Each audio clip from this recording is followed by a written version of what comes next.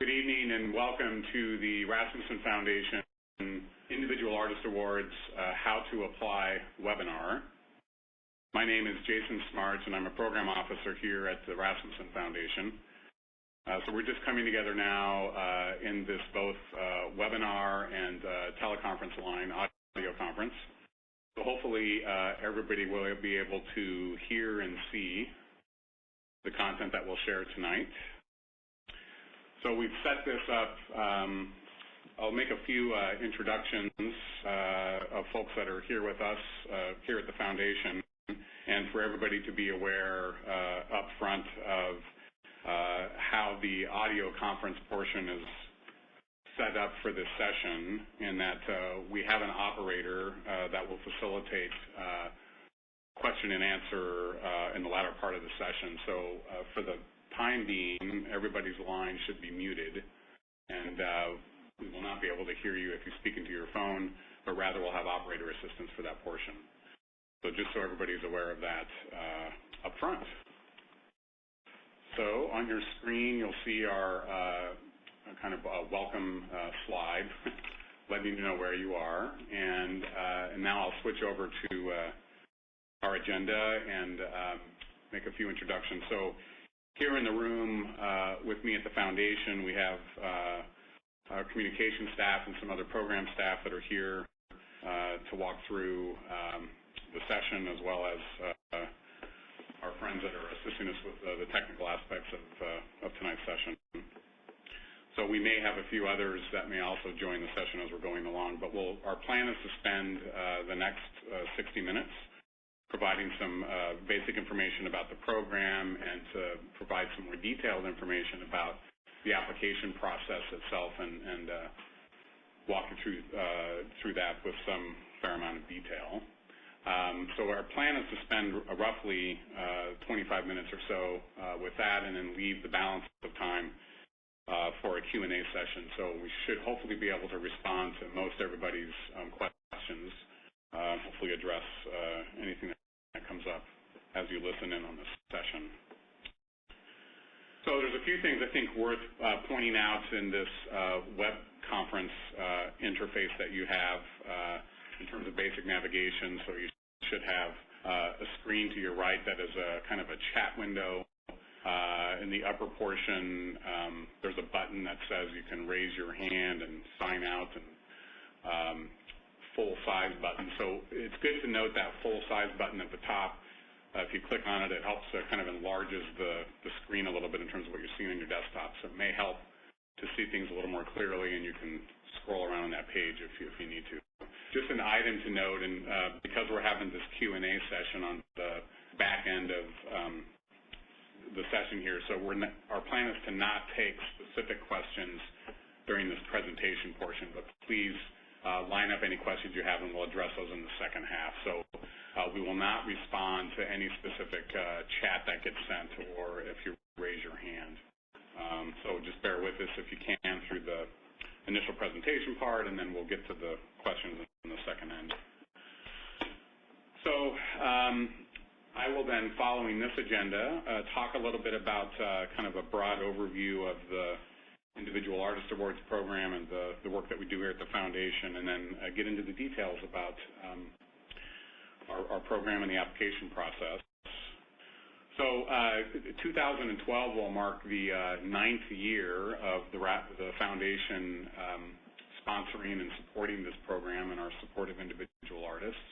And roughly for the past 9 and 10 years, the Foundation has had a major focus on supporting arts and culture broadly, and have done that through several different programs over that time span. But in part of that effort, the Foundation has recognized the importance of supporting it. If we're going to be in the business of supporting arts and culture, it's paramount that we have a mechanism to support individual artists. And so this program is one of a few strategies, but very important strategy in providing direct financial support to artists. And some of you may have some familiarity with the program or be brand new to it, and we try to make this information as accessible as possible.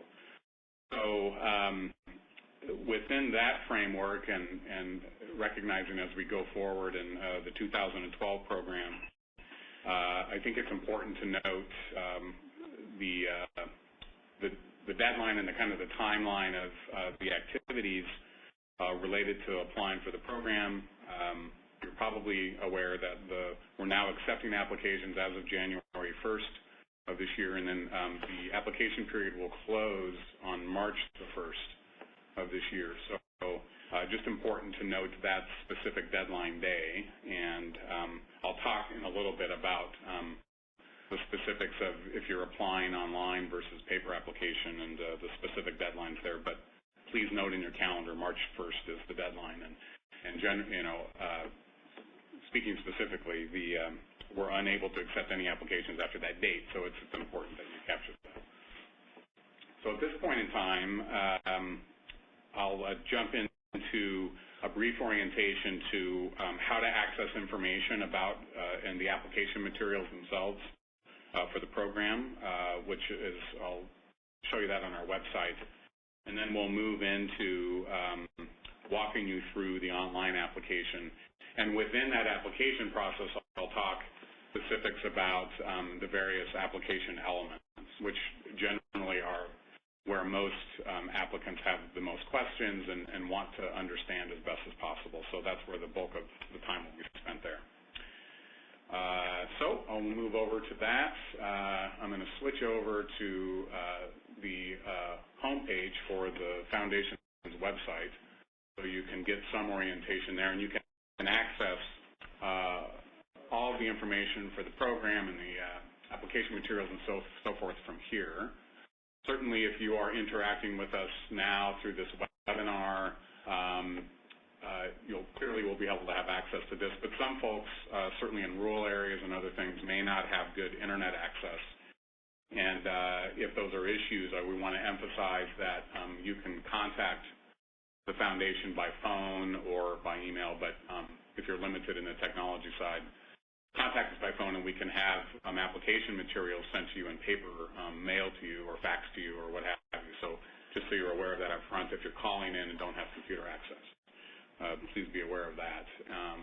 And I'll, maybe by the close of the session, I'll repeat our phone contacts in case you don't have internet access. At any rate, for the purpose of those that have the webinar interface, I can walk you through this information on our website and then get into the application. So if you're looking on the screen to the webinar, you'll see our homepage for the Foundation, and this presents basic information in terms of navigating to our site. On the right-hand side of the website, you see a series of different information. There's some current information about the Artist Awards program that we've provided both in our press release, and if you explore our blog site, you can get some information there. But I think what's important to look at are these quick links on the right-hand side of the page that take you to the online application for the Individual Artist Awards program. And I'm going to walk through that online application here in just a moment. But before I do that, I'm going to show you at the very top of the page under, there are several tabs there, and one at the top is called Apply.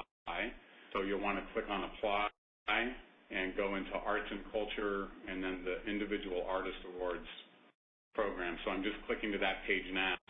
And here's where you'll get the main information about the program, the way that the program is structured in terms of the specific kinds of awards and the disciplines that are recognized, and then access to the paper application and another access point to the online application. So let me spend just a few moments talking about the way that the program is structured, and then we'll move into the access in the application material.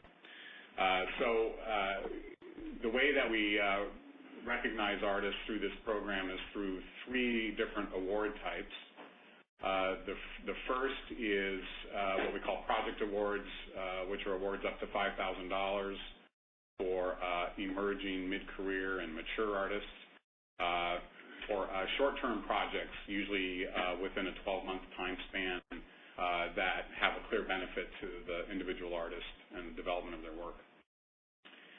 We also then provide fellowship awards, which are a $12,000 award, which are available to mid-career and to mature artists, and as defined here, to help them focus their energy and attention to their creative work, but again, with the idea of really having roughly a one-year time frame to focus on those activities.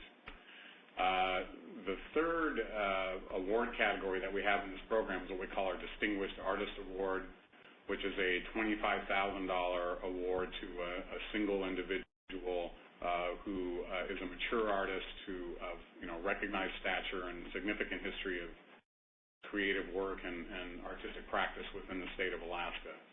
And an item to note on the Distinguished Artist Award program is that actually that is a nomination process, and the fellowship and the project awards are an application-based process. So with respect to the distinguished artists, you'll see on the right-hand side of the web page, the top links provide a paper nomination form and an online nomination form for this Distinguished Artist Program.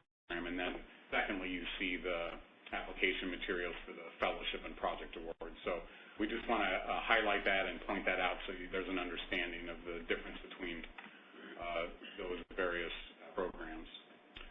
So, at a high level, this is how the program is structured. And you can see a listing on this program page and it's under this fellowships category, but it's handy, so I'll point it out here. We have defined 10 different discipline areas that the Foundation recognizes through support of this program. So our intent is to really support artists very broadly and really working broadly across most artistic disciplines. We've tried to kind of capture all the bases here. But we have specific definitions of these individual disciplines that's available in the guidelines, which you can access, and I'll show you in a minute where that's at.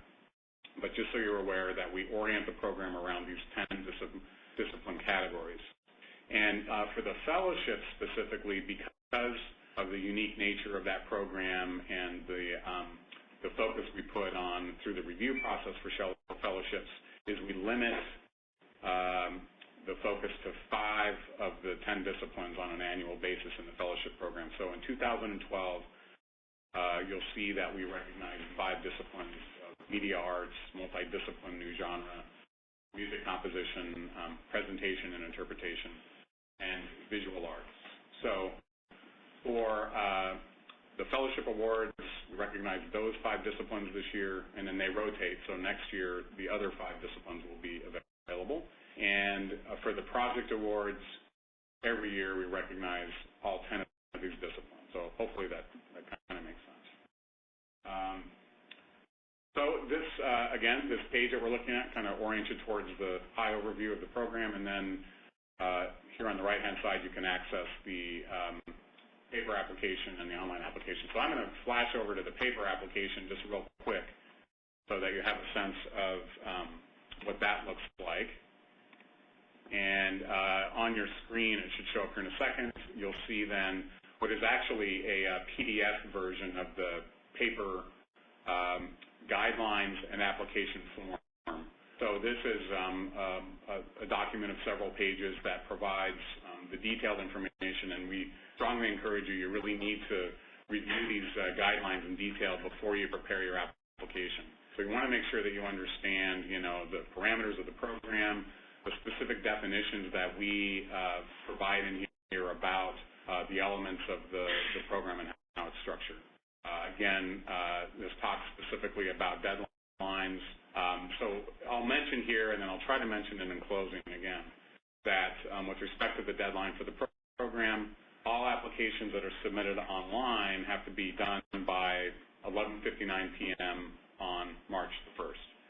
Applications that are submitted in paper by mail or delivered in person must be received by 5 p.m. on March the 1st. So just note that distinction. And late applications are not considered. So at any rate, this document then provides the range of information in terms of who's eligible to apply, and I guess I'll talk about that now. So there's a few just critical bullets in terms of eligibility.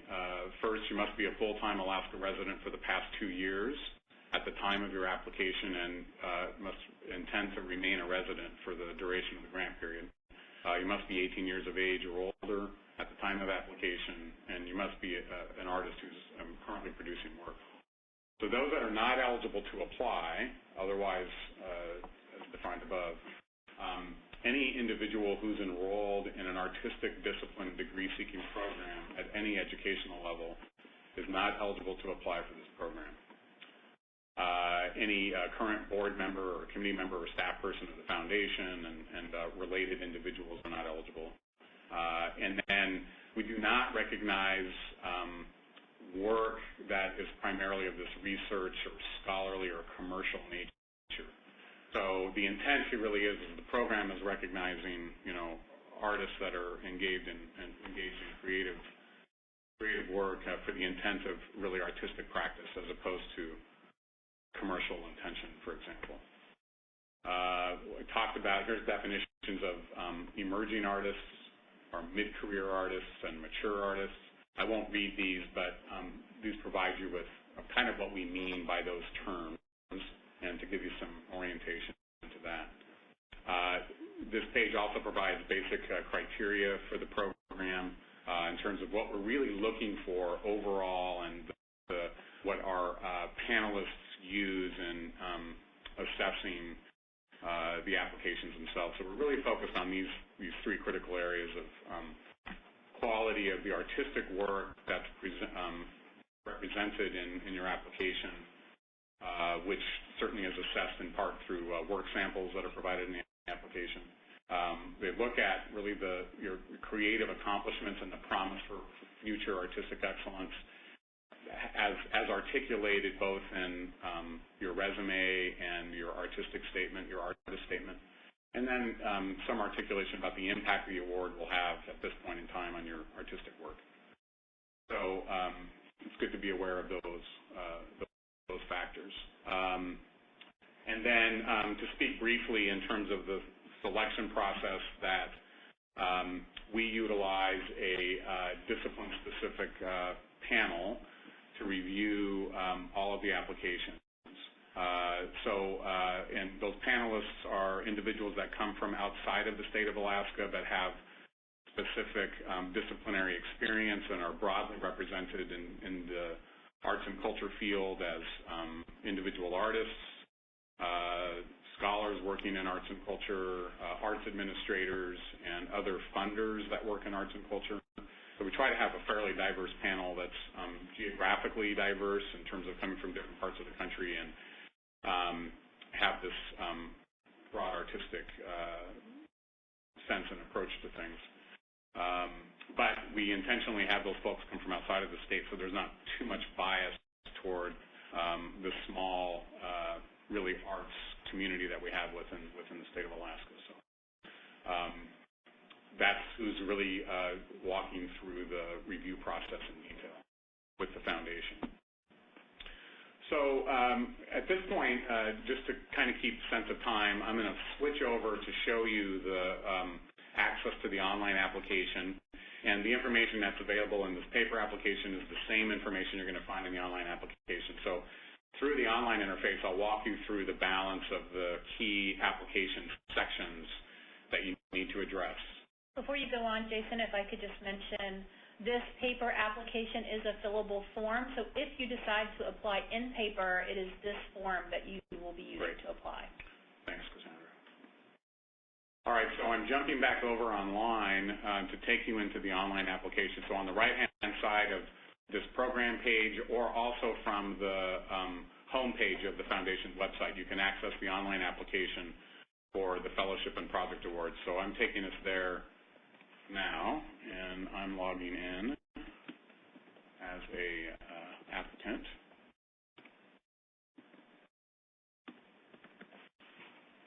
So you'll get to this account login. If you're brand new and haven't accessed this yet, the first step that you take is accessing this link to the right of this. It says create your free account. So it's a very simple process. Once you do that, you get an account established, and then you can log in at this point to access the application materials. So you'll come then to this first starting page for the application itself. Starts with at the top with application instructions and the specific guidelines. Again, all of this text really is can also be found in the paper guidelines that I was just showing you a few minutes ago. So the kind of the navigation and the orientation to this online application you can see here on the right-hand side of the page is kind of a navigation box that stays visible through the duration of the application process.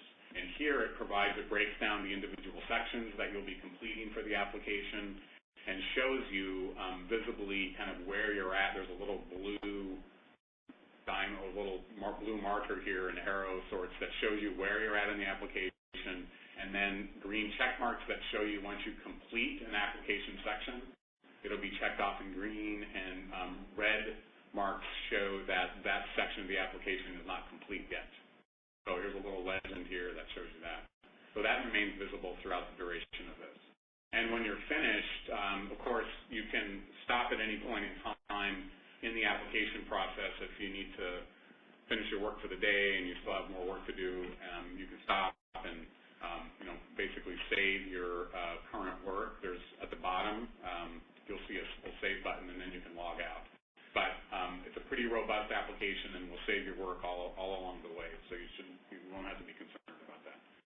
So at any rate, this first page, which provides quite a bit of information about, again, the general guidelines, the deadline, eligibility that we just talked about, the career stages, criteria, all the things that we just covered is available here.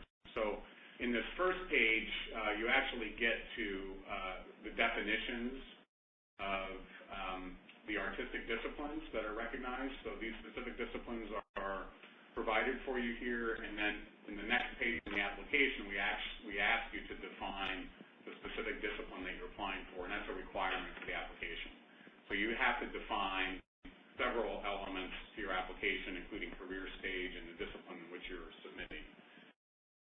So this page, I'm clicking to the next page, which is the what's called the cover sheet, personal information, contact information, and then here you select the discipline that you're applying for. Now, it's important to note that the selection of these disciplines in the category and career stage drive what remains in the application for you to complete in terms of following the work sample requirements, for example. What you define here in the disciplines will drive what's needed for the work samples. So, because those vary depending upon the discipline you select. So, just an important point to note. So, anyways, in my kind of dummy application here, I've submitted for the fellowship category and visual arts, and of course, only these 5 disciplines are available in the fellowship category, so that's why those are listed. If I'm applying for a project award, I'll see all 10 of the disciplines available here, so that's what drives that. All right, so once you're done filling this page out, then you just kind of continue to the next page. Here you'll provide what's really the description of your project. You'll provide the narrative about what activity is that you're proposing to do. And I selected project award, so it's automatically taking me then to the project award application. So here you're describing what it is that you're going to do. We ask that you provide a timeline of your activities in terms of if you have some benchmarks along the way in the 1-year timeline. You can provide that in narrative form here. It's just a text box. We advise you to write the equivalent of 1 page of text in this section here, so we have some limits on what you can provide here. Then you go to the next page. This provides information on the budget section, and you can add line items for each budget item that you have and the dollar amount. This budget section is available only for project awards. It is not going to be seen in the fellowship application online, because it's not required. So it's not going to be there. But anyways, for these project awards, then you can fill in information and just add a line item if you need to add something new, travel, for example. And now you're going to see here you can only submit up to $5,000. So if I put in a new line item and hit that, still only going to show $5,000. So you just want to be aware of what your total is here as you're completing this, and avoid commas in here because it will make the system a little confused. But at any rate, this is fairly straightforward, and if you run into any problems, of course, all along, we're available to assist you if there's any technical issues. So I'm saving and going to the next section. Here is where you upload your resume, which would be in the format of a PDF document or a text TXT document. You can upload that directly from your computer. You browse for it off your computer and upload it, and then that will be available. The next section would be your artist statement. We request a one-page statement on really describing why you work as an artist, how you go about addressing your creative work, and really what it means to you. It's just an opportunity to articulate to the panel why this work is meaningful to you. So this, you'll see that there's actually a character limit that we put in this box just to kind of keep it limited. So, but it provides plenty of space to make the statement.